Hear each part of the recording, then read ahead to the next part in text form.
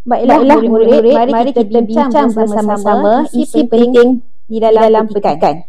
Okey. Yang pertama, kelebihan utama penggunaan teknologi moden adalah dapat meningkatkan hasil pertanian.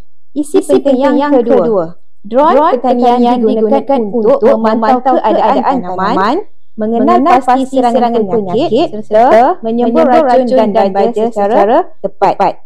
Isi yang ketiga, membantu petani meningkatkan pengeluaran hasil dan mengurangkan kerugian.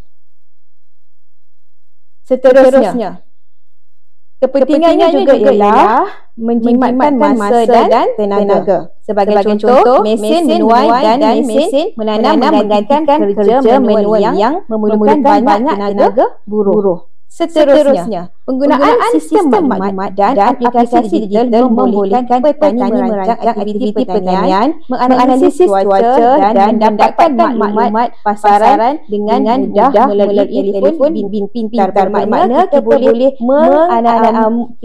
mencari pelbagai maklumat berkaitan dengan pertanian menggunakan contohnya Google. Seterusnya, kebaikannya juga ialah dapat memastikan keselamatan makanan dan kelestarian alam sekitar. Seterusnya, dapat mengurangkan pencemaran tanah dan air serta memastikan hasil pertanian lebih selamat dan untuk dimakan.